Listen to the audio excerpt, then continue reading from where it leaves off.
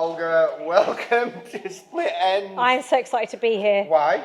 Because I'm excited to be. I'm always excited to record with you. Well, you should be excited because we've actually got an OBE in the styling chair on Split Ends today. Did you hear the woof in the background? That in was appreciation. my Ruby. In appreciation of. That was my Ruby, but we've got Millie Kendall, Woo! formerly of Ruby and Millie in Oh my the gosh, chair. I adore her. I adore her. I loved watching her when I was a kid. Well, there you go. You're going to get to ask loads of questions all about that, but we also want to know all about her role leading the British Beauty Council. That's so cool, isn't it? What a woman. She's hot. She's stunning. She's a bit older like us. Yeah, nothing wrong with that. Looks great. Yeah. She's going to tell us a great story. I know she is. I can't wait. Shall we Shall do we it? find out about Split Ends? Let's do it. Yay! Come on then. Millie, get in the chair. Welcome to Split Ends with Andrew and Olga.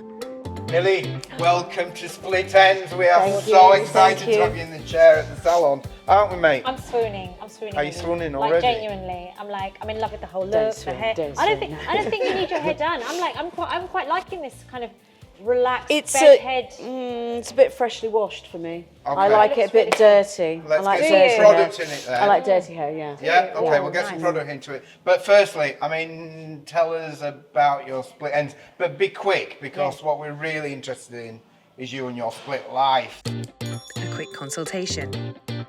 Okay, so what do you want to know about my hair? Yeah, tell us about it. It needs a nice. It needs to be dirty. It doesn't look good clean. I don't like it clean. I would wear it any length. Don't really care about the length necessarily. I've recently just had it cut. Gorgeous. I love the colour. I've What is it? been- It's like a blondie. Oh got a no, bit- this is just pool colour. I've been in Florence for the Right. weekend, so this is Honestly? just chlorine really. That's it. This is proper chlorine It's colour. lush. Okay. It feels nice. I know, and it smells nice too. I'm Is this sort creepy? of I'm yeah. Go and smell it. Just smells nice, doesn't it? That's very nice. Sorry, Oh, I really, really nice. that is weird. I literally have like a photo album on my phone of screenshots of haircuts I like.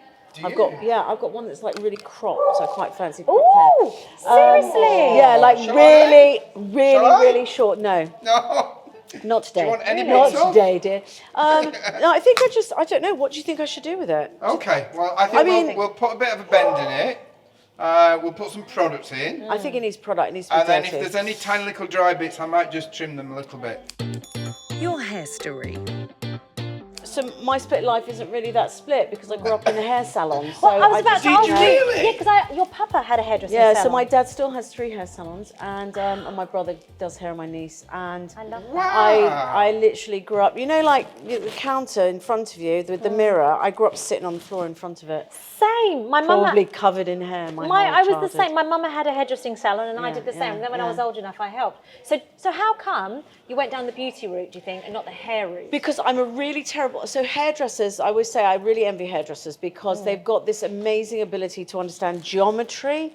Because I think to be able to cut hair and style it properly, you need to understand shape and form.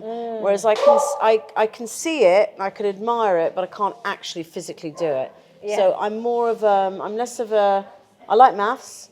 I like numbers. that. I'm more of a sort of algebra girl as opposed Yeah. to a geometry person. Because I was, You know what I mean? was reading Okay. about you, and you were saying, I loved it. I loved training, but apart from when it actually came to do the hair, then you were like, Right, so wanna do I love the environment. I feel Yeah. so comfortable. One of my favourite smells is perm solution. Love everything about and the blue it. rinse. Like, Did you have blue rinse? oh or yeah, not? I used to work in a hair salon in Temple Fortune. Can you imagine? Like, Wow. I mean, there probably wasn't a client under the age of 85. Oh my gosh. And But I bet you got some stories out of it. Oh, didn't yeah, you, as because well? it was all roller sets and blue rinses, and I absolutely loved it. But I loved the clients. The clients were just Yeah. amazing. They're the best. Characters, Yeah, yeah. clients are the best. And you yeah. know, like on Split Ends, we talk a lot about well-being and about this conversation that happens uniquely, that happens nowhere else in the world between Yeah. client and hairdresser. Yeah. What's your thoughts Well- around that? Because we're the untrained therapists. Yeah, we are. I mean, I think that there's not a lot of respect given to that scenario. That's that role that the hairdresser plays. I mean, first of all, a salon. The term salon, actually is a place where people come to talk. So the business itself is named around the sort of environment as opposed to the other way around. Yeah. So, Yeah. so in any language, salon means that, or in other languages, salon means that. So I think that, and hairdressers absorb a lot of trauma from clients. You know, Oh my clients do a goodness. lot of like you know, they express themselves quite a lot to the hairdressers. I mean, I don't know. You know what I was good at was washing people's hair and having a conversation with them about what they were going through that day. And that's a bit I really enjoyed. That's a bit I Do you really remember loved. some of those characters that you met? Oh yeah, loads of them. Yeah. Did you get tips? Because I used to get tips. Yeah, I was The better the tipped hair quite- wash, the more tips. Oh, I was quite well endowed, so I got quite good tips.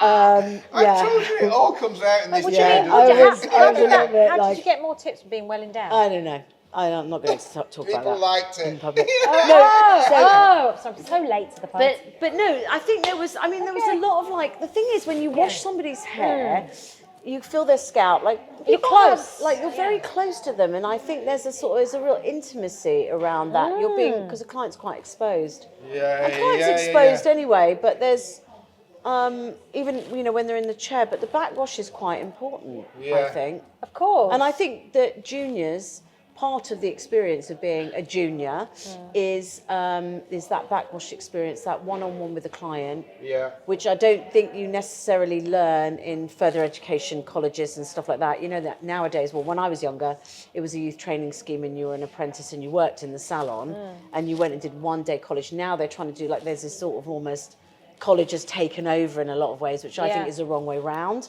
because I feel that you don't get that client experience necessarily in a college, and that experience builds who you are as a hairdresser. Therapy. And you know what? It's your experience of understanding the hairdresser and the industry that really helps you to champion the industry through your role as CEO for the British Beauty I Council. know. isn't it? Yeah. Can you tell us How more did about that come that? about? Yeah. That's Yeah, what I well, wanna know. so this is I always like blame this on my dad. So my dad was a hairdresser, and I was quite bright when I was younger. When I was 11, I passed lots of entrance examinations into good schools for secondary school. But they interviewed the parents, and my dad was a hairdresser, and so obviously they didn't feel that we were the kind of people that they wanted in their school. Oh. And then I remember the last school that we went to, where it was like the final option, and my dad walked in with a briefcase, like a businessman's briefcase. And I always thought, what's in the briefcase? This isn't a comb. It was like really a weird thing that my dad had walked into this environment with a briefcase. I'd never seen him with one ever.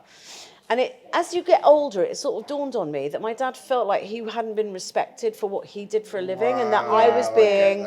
So I wasn't getting into the schools I wasn't being offered the place in schools based on him being interviewed, not me being able to pass an entrance exam. Gosh. And then my dad moved to America, where in America, hairdressers are part of the community. They're invited for dinner by their clients, and you have that conversation. Whereas my dad had felt in the UK, he would do a client, and then the woman would walk past him on the street and wouldn't speak to him because he was a hairdresser. So he was considered a labourer, not a sort of genuine, important part of the community. Anyway, Yeah. pisses me off. It just Yeah. pissed me off. And years of years of kind of knowing that and seeing that experience, and like, my dad worked his arse off. He's made loads of money. He's got a lovely life.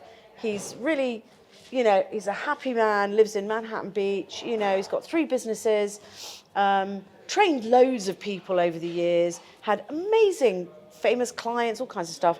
And, but that treatment and what I witnessed as a sort of 11-year-old just stuck with me for years. Yeah. And I've always felt that our industry in general, the totality of our industry, should be respected for our cultural, social and economic contribution. Absolutely. And it's as simple as that. Well, look at lockdown. Who are the heroes? Yeah, I think the hairdressers were the Yeah, heroes. of course, because yeah. Couldn't be without them. Yeah. For sure, and through your role at the British Beauty Council, you're at number 10, aren't you? You're at Downing quite a lot. Street. Yeah. So your views there, I think we understand. You've been the daughter of a hairdresser.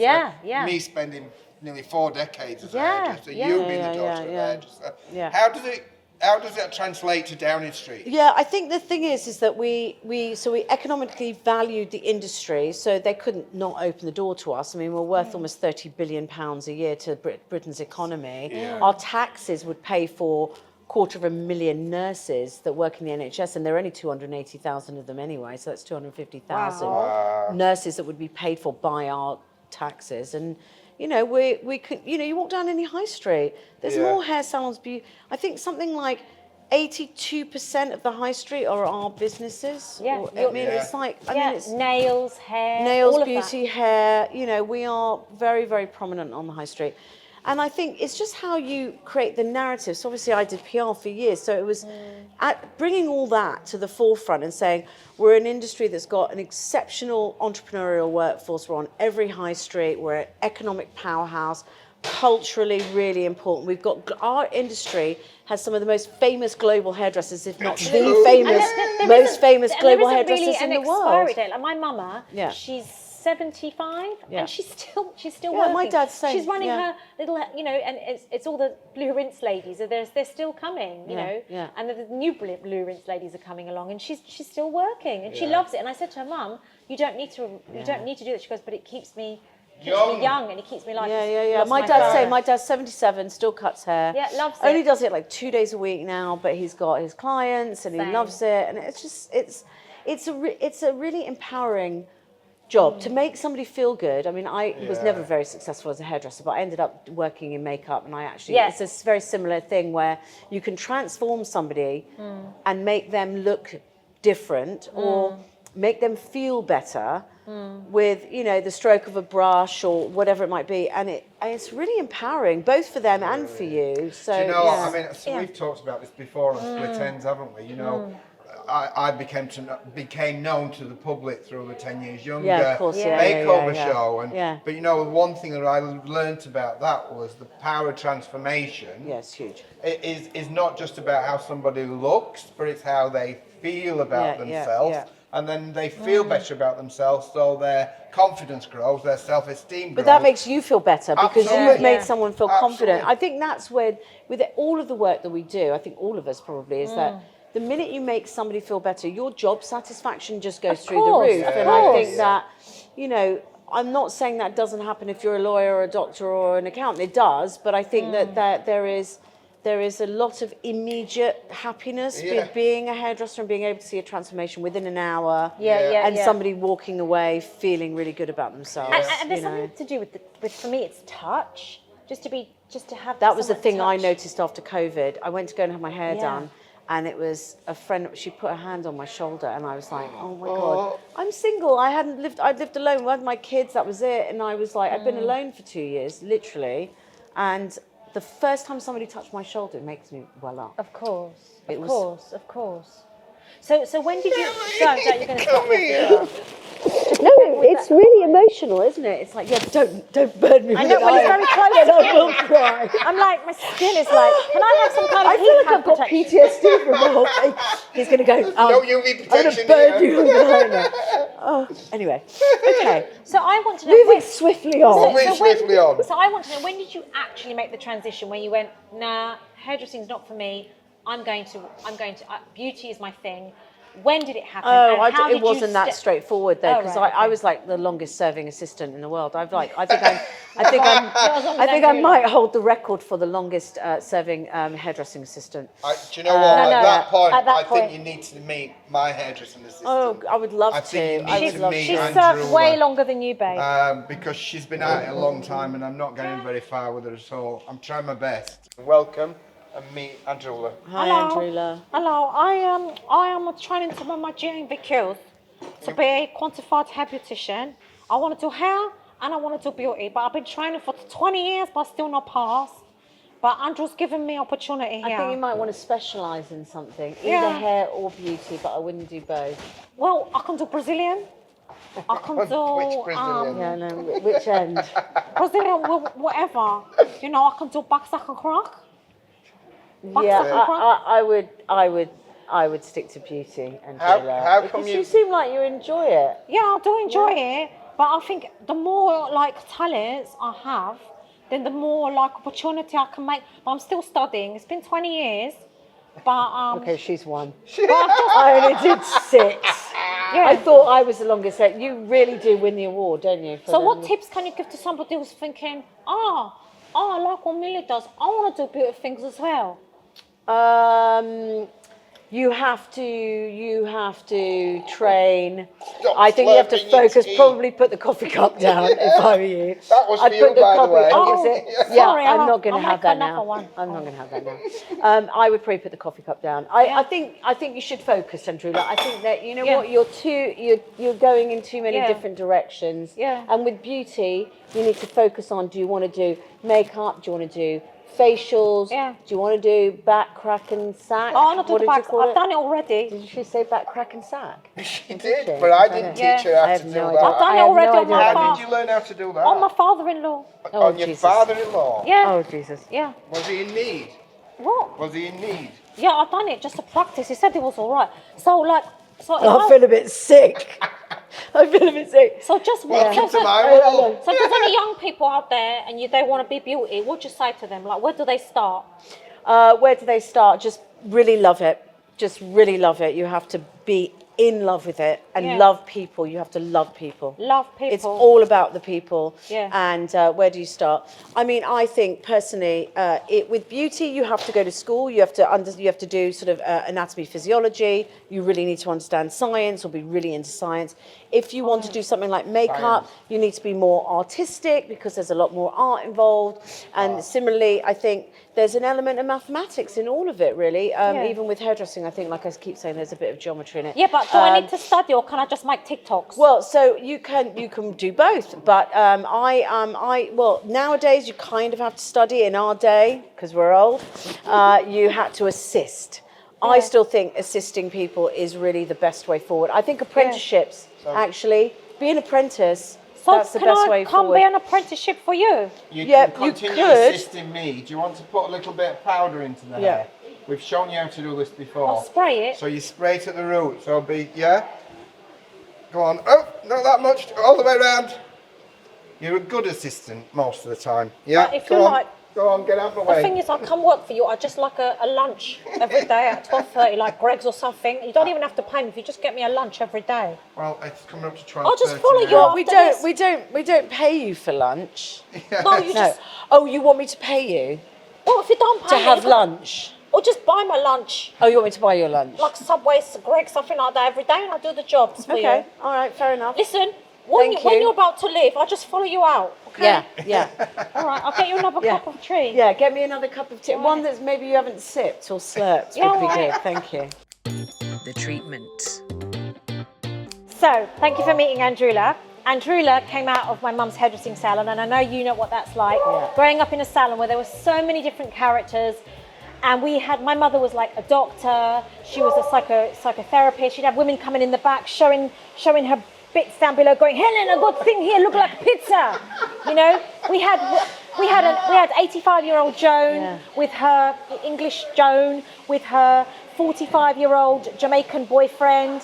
You know, like honestly, we had all different types of characters coming in, and so everything I am today is because of everything I saw growing up in that little hairdressing salon. Same. Absolutely. And the I same. guess that's the same for you. Absolutely the same. My dad was bottling shampoo and pouring a bit of beer in it back in the day, back in the basement. Gosh, yes. So I always loved that whole process of the product. Yeah.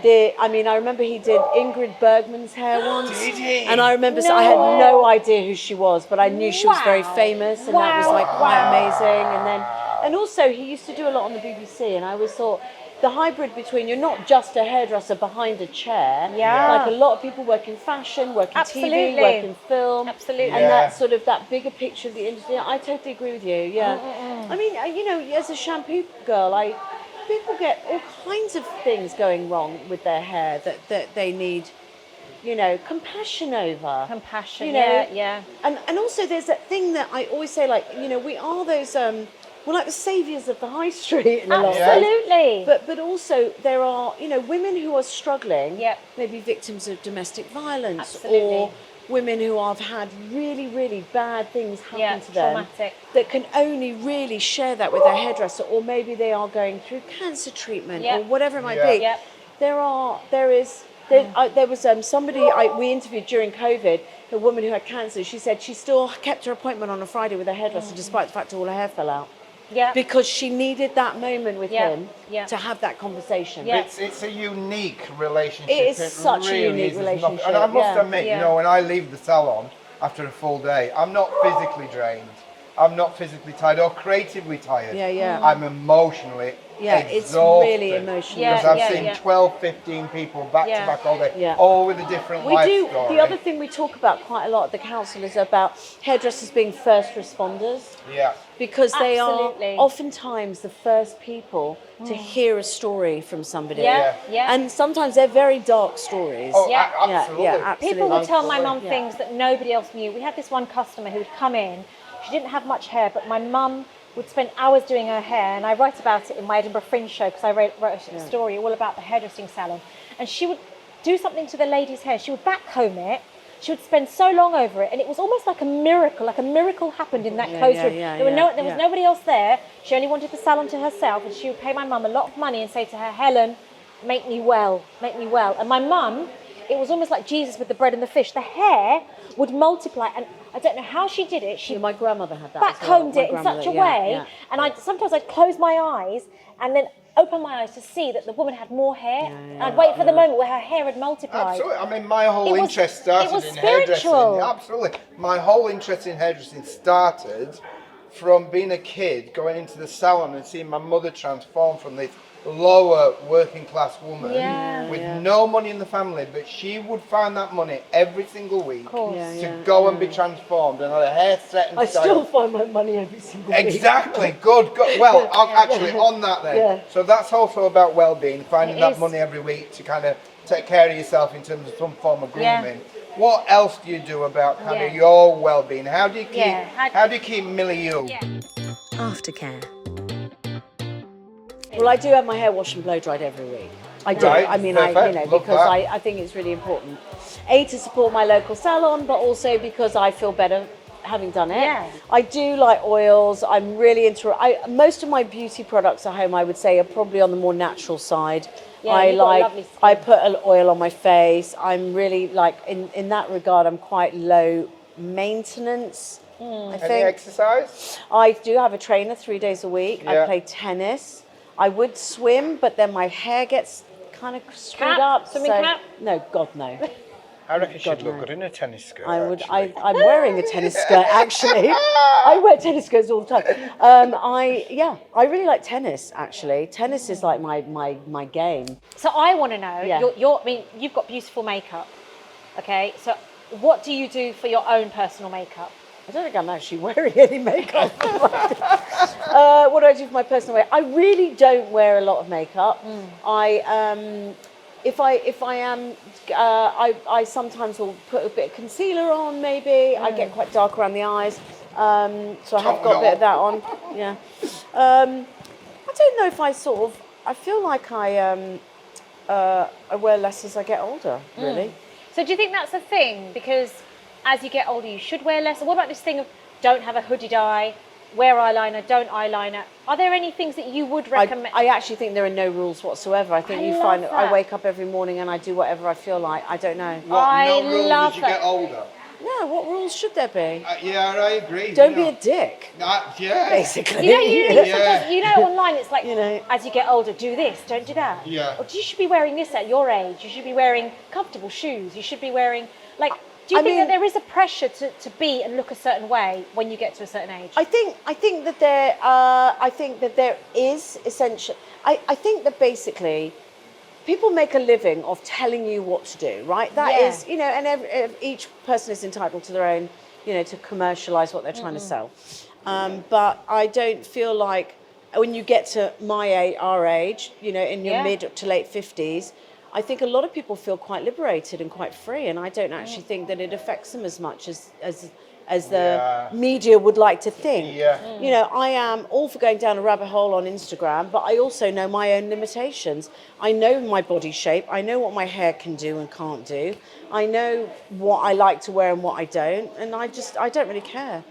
I mean, maybe that's unique to me or people that I know in the industry, but I think generally most of my friends do, and they don't all work in the industry. But do you think brands feel like that? Because I feel like brands are not on the same page. Yeah, I think generally most businesses and brands are trying to sell you this sort of fountain of youth, right? The false commodity, whether that be what you eat, what you buy, the car you drive, where you live, etc., the lifestyle you have. And I think that is just the nature of we live in a capitalistic commercial society.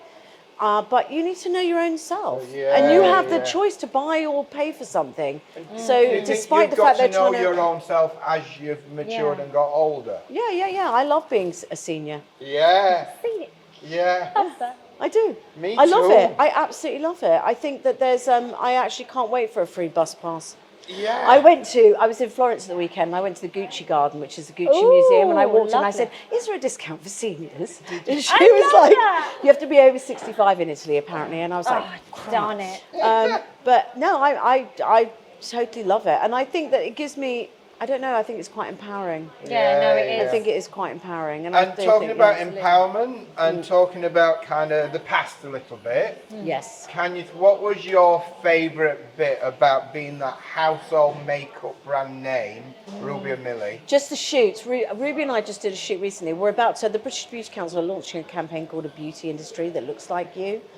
And it's about, that's so it's clever. based on our DEI committee. And we've just done a whole sort of census, a 3-month census into who makes up the hair and beauty industry. And Ruby and I did a shoot shot by an amazing photographer called Liz Collins. And we just fell into it like it was love like two that. pieces of a puzzle. Oh, I and love we used to that. piss ourselves laughing on those shoots. Did you? Well, because Ruby's like beautiful and really thin and very demure and whatever, but swears like a trooper. Yes. And I'm like, and I was always sort of standing behind, little more curvaceous, blonde, Also beautiful. gregarious, Also whatever. beautiful. And we just like sort of, it took us a while to figure out how that would come across. Yeah. But when you do it often, you just get into a rrhythm of it. Yeah, and you it had a became lovely like, chemistry. You just we did. still do. Yeah. When we're Yeah. together, we still do. We could be in a room full of 100 people, and we'll sort of navigate towards each other and stand in the corner gossiping about something. darling, I need to So tell you this. oh my God, I Oh my have to God, tell you this. Yeah. So it's I love not that. it's that chemistry between us, and it was real, and it wasn't like a sort of So lovely. fake commodity. Like nowadays, a lot of things are quite manufactured. For us, it was quite real. So that is still, and we That's still one of the have that. highlights and Yeah, we the still best have that. bit. Yeah. And tell us, so a little bit there, kind of the past with the makeup brand, Yeah. British Beauty Council. What charity stuff? What's going off around charity? Oh yeah. So I'm a trustee of Haircuts for Homeless. Oh, So amazing. yeah, so that's really good. incredible. So we do a lot of work with them. We work with a lot of different charities actually, but Haircuts for Homeless is just the best. I mean, Yeah. that again, that goes back to empowerment, making people feel good. You cut the hair of a homeless person, and I did. I almost cut his ear off, bless him, but I did cut his hair. And Stuart had to step in before I cut his ear off. And just the way they feel afterwards. Of course. It's Yeah. absolutely. I mean, I had to take the day off after that because it was very emotional. But It's it's a dignity thing, isn't it? Yeah. They don't have the sense of touch. They're not touched. Of course. A lot of times, there's one guy said, "No one's touched me in 5 years." Oh my God. No one had that's- touched him in 5 Oh years. my God. I can't cope after 5 minutes. I if mean, somebody's not I have touched to me. tell you, it's really like, I mean, it's quite Husband's amazing. Like, get off. That was Yeah. incredible. And what was it like when you received your OBE? What was that moment like Well, for you? I'd had an MBE before, back in 2007, and that was kind of quite overwhelming because my mum and dad came, and my dad was never a royalist, but he cried like a baby. Oh, of course he did. This one was slightly different because it was post-COVID, so it was a very different setup, and it was Princess Anne, who, by the way, has the most awesome updo. Oh, wow. I mean, her hair is a beehive essentially. Incredible. I've And got to it's tell you a quite story amazing. About that, though. I Have once you done got- her hair? No, but I once got a letter from the palace. I'd made a comment to a beauty journalist who you know, and it went Oh. into print, and it was a Oh. comment that I said that Princess Anne's hair looked positively medieval in that style. So I got a letter from the palace What? through my Really? PR agent saying, "What would you do to her hair?" So I described something a little bit like when we first met Lady Diana with that swept, Yeah. brush Yeah, back kind of yeah. full kind of shape. Never heard anything ever again from the You palace. know what though? That's interesting, isn't it? I didn't know that happened. Yeah. But it was like Wow. it was. I mean, it was a pretty perfection. Yeah. She's had that hair up. Well, it's the same as the Queen. I Yeah, mean, God bless yeah. her soul. I'm often asked by journalists when she was alive, kind of, what would you do with the Queen's hair? Yeah. And I said, absolutely nothing. No, yeah. Because it looked like a crown when she wasn't even wearing a crown. Yeah. Well, I hope you gorgeous. like your I hair love today. This is lush. Thank this is you really for joining cool. us on Split Ends. Undone bed hair. I love that. How Stunning. gorgeous has Millie been? Honestly, Thank you for you're not allowed to having me. leave. You have to stay with us. Yeah, stay with us for the rest of I the could day. sweep the floors and wash some hair if you want. Okay, and just before you go, how would you finish this sentence? Beauty is Power.